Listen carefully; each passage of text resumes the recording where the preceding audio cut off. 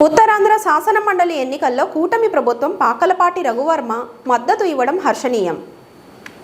Visakha south MLA Janasena party నగర అధ్యక్షులు శ్రీ వంశీకృష్ణ శ్రీనివాస్ గారు, రాష్ట్ర ముఖ్యమంత్రి చంద్రబాబు, డిప్యూటీ సీఎం పవన్ కళ్యాణ్, విద్యాశాఖ మంత్రి నారా లోకేష్ ఆదేశ నిర్ణయాలతో పాకలపాటి రఘువర్మకు ఈ ఉత్తరాంధ్ర టీచర్లు శాసన మండలి నియోజకవర్గ ఎన్నికల్లో మద్దతు ఇవ్వడం ఆనందదాయకం.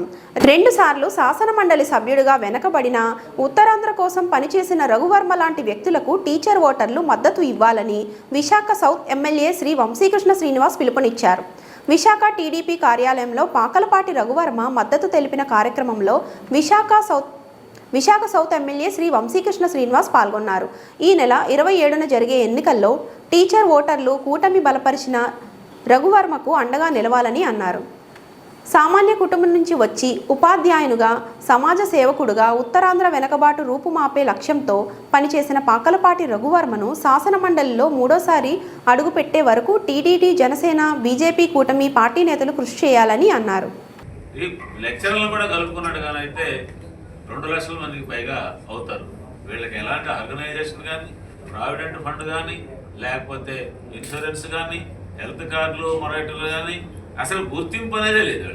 వాళ్ళు వీళ్ళంటూ ఒకరు ఉన్నారని చెప్పి ఒక ఉద్యోగ వర్గంగా అసంఘటిత కార్మిక రంగంలో మిగతా వాళ్ళందరికీ ఏదో ఒక రకమైన భవన నిర్మాణ కార్మికులకైతే ఒక సోషల్ సెక్యూరిటీ నెట్వర్క్ ఉంది, మిగతా వాళ్ళందరికీ కూడా ఉంది.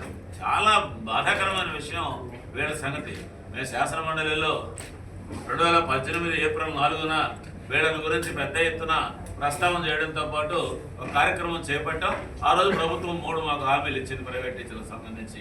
1 వీళ్ళందరికీ యూనిక్ కార్డులు మేమే ఇస్తాం, 2 హెల్త్ కార్డులు ఇస్తాం, 3 ఒక కామన్ గుడ్ ఫండ్ సంక్షేమ నిధి ఏర్పాటు చేసి వాళ్ళకి ఏదైనా కష్టం వస్తే ఆదుకుంటామని చెప్పి గంటా శ్రీనివాసరావు గారు 4/4/2018న ఫోరంలో, ఎక్కడ శాసన మండలి ఫోరంలో మాకు హామీ ఇచ్చాడు. తర్వాత కొత్త ప్రభుత్వం వచ్చింది, అది అటకెక్కింది. దీన్ని నిలబెట్టాలి. ఖచ్చితంగా ప్రైవేటు ఉపాధ్యాయులకి ఒక న్యాయం జరగాలి. ఈ రకంగా గాలి వదిలేయడం అనేది, ఎందుకంటే రాష్ట్రంలో ఒక మేజరు బాధ్యతను వాళ్ళు పోషిస్తూ ఉన్నారు. ఇది మా 2వ ప్రధానమైన కర్తవ్యంగా ఉండబోతుంది. 3వది మేము చెప్పేది ఏంటంటే, ఈ ఎన్నికల్లో ఎవరు అసలు ఎందుకు ఈ ఎన్నికలను పెట్టారు? ఉపాధ్యాయులకి, పట్టభద్రులకి ఓటించి ఎన్నికలు పెట్టడంలో ఉద్దేశం ఏంటి? రాజకీయ పార్టీలు లాంటి వాళ్ళు కాకుండా భిన్నమైనటువంటి ఆలోచన పరులు ఎన్నికవుతారు. వీళ్ళు సంఖ్యాపరంగా పెద్దవాళ్ళు కాకపోయినా కూడా ఒక పాత్రను వీళ్ళు పోషిస్తారు, భిన్నమైన పాత్రను పోషిస్తారు. ఒక వాయిస్ కొత్తది వినపడుతుంది అనే ఉద్దేశంతో దీన్ని పెట్టడం అనేటటువంటిది జరిగింది. మేమైతే రోల్ ప్లే చేసాం. వీడియో ఫోన్ అంటే శాసన మండలిలో ఒక గౌరవనీయమైన వాళ్ళు మాట్లాడితే ఒక పద్ధతిగా మాట్లాడతారనేటటువంటి దాన్ని 100కి 100 నిరూపించుకోగలిగినాం. ఏంటి వీటిల్లో కూడా రాజకీయ పార్టీలు నేరుగా ప్రవేశిస్తున్నాయి, లేదా తెర వెనక నుంచి ప్రవేశిస్తున్నాయి. ఇందులో కూడా డబ్బులు పెట్టడం, ఇందులో కూడా రకరకాలైనటువంటి చమత్కారాలు మిగతా పార్టీల ఎలక్షన్ల లాగా చేయడం అనేది జరిగితే ఇది బాధాకరమైనటువంటి విషయం.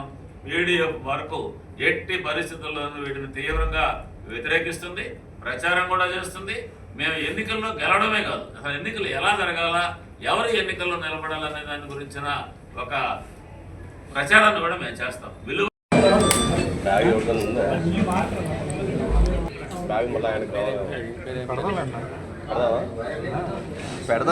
జన విజ్ఞాన వేదిక రాష్ట్ర నాయకుడిని సార్ విటపు బాలసుబ్రహ్మణ్యం తాత్కాలిక చైర్మన్గా కూడా చేశారు. జన విజ్ఞాన వేదిక జాతీయ రాష్ట్ర నాయకత్వం బాధ్యతలు వహించారు. పక్కన బొడ్డు నాగేశ్వరరావు గారు, ఆయన కూడా పీడీఎఫ్ తరఫున ఎమ్మెల్సీగా చేశారు. కోరెడ్ల విజయగౌరి గారు ఈరోజు టీచర్ ఎమ్మెల్సీగా పీడీఎఫ్ తరఫున పోటీ చేయడానికి మన ముందు ఉన్నారు. వారి తరఫున ప్రచారం చేయడానికి ఈరోజు పిటపు బాలసుబ్రహ్మణ్యం గారు, బొడ్డు నాగేశ్వరరావు గారు విశాఖపట్నం వచ్చి ఉన్నారు. వారు మీతో మాట్లాడతారు. ముందుగా బాలసుబ్రహ్మణ్యం గారు మీతో మాట్లాడతారు. 2007లో శాసన మండలి పునరుద్ధరించబడిన తర్వాత ఈ 18 ఏళ్లలో 14 మందిని ప్రోగ్రెసివ్ డెమోక్రటిక్ ఫ్రంట్ పక్షాన ఒక ఇండిపెండెంట్ ఫోరంలో ఉన్న మేము ఎన్నిక కావడం జరిగింది. అటు తెలంగాణలోనూ ఇటు ఆంధ్రలోనూ కూడా పీడీఎఫ్ ఒక ఒక ప్రధానమైన పాత్ర పోషించే ఫోరంగా, ఇండిపెండెంట్ ఫోరంగా ఉంది. మొదట కోరట్ల విజయ గౌరి గారిని గురించి చెప్పే ముందు పీడిఎఫ్ను గురించి 2 మాటలే చెప్తాను. మేము ఉపాధ్యాయులే లేకపోతే మమ్మల్ని అభిమానించే వాళ్ళే విరాళాలు ఇచ్చి మమ్మల్ని గెలిపించుకోవాలి తప్ప మేముగా ఖర్చు పెట్టే పద్ధతి మా ఆర్గనైజేషన్లో లేదు. 2, మా జీతనాతాలను కూడా మళ్ళీ మేము ఆ సంఘాలకే జమ చేస్తాము. ఇది ఒక విధానాన్ని మేము పాటించాము. దానికంటే కీలకమైంది, నేను కూడా ఎమ్మెల్సీగా ఉండగా 5 మంది ముఖ్యమంత్రులు మారారు. ఏ పరిస్థితుల్లోనూ కూడా ఏ పార్టీ అధికారంలో ఉన్నా వాళ్ళ వైపుకు ఒరిగిపోకుండా నికరంగా మధ్యలో నిలబడి ఒక నిర్మాణాత్మకమైనటువంటి ప్రతిపక్షంగా, ప్రజాపక్షంగా మాత్రమే ఉంటాము. దీన్ని మేము డిక్లేర్ చేసి చెప్తున్నాం. మేము ఏ వైపుకి ఒరిగిపోయే సమస్య లేనే లేదు. విజయ గౌరి గారు కూడా ఈ ప్రమాణాలనే పాటిస్తారనే ఉద్దేశంతో ఆవిడకు సుదీర్ఘమైన 40 ఏళ్ల చరిత్ర ఉపాధ్యాయ ఉద్యమంలోనూ మిగతా ఉద్యమాల్లోనూ ఉంది కాబట్టి ఆమెను ఇక్కడ క్యాండిడేట్గా పెట్టడం అనేటువంటి మిత్రులారా, సందర్భం చాలా సంక్లిష్టమైంది. మరీ ముఖ్యంగా గత 6 ఏళ్లలో ఆంధ్రప్రదేశ్ విద్యారంగం ప్రయోగాల మీద ప్రయోగాలు చేసిన ఫలితంగా ఇప్పటికీ 6.5 లక్షల మంది పిల్లలు ప్రభుత్వ పాఠశాలల్ని వదిలేశారు. దాదాపు ప్రాథమిక విద్య పతనావస్థలోకి చేరుకుంది. 32,000 ఉపాధ్యాయ పోస్టులు ఈ కాలంలో రద్దయినాయి. ఇది ఒక వాస్తవం.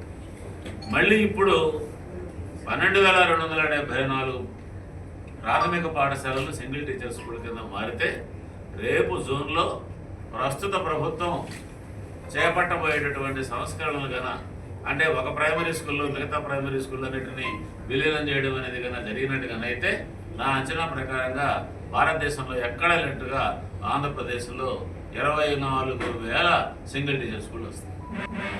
బాధాకరమైన దుర్మార్గమైనటువంటి విషయం ఇది. ఈ ప్రభుత్వమైనా ఆ ప్రభుత్వమైనా అంతా ఒకటే.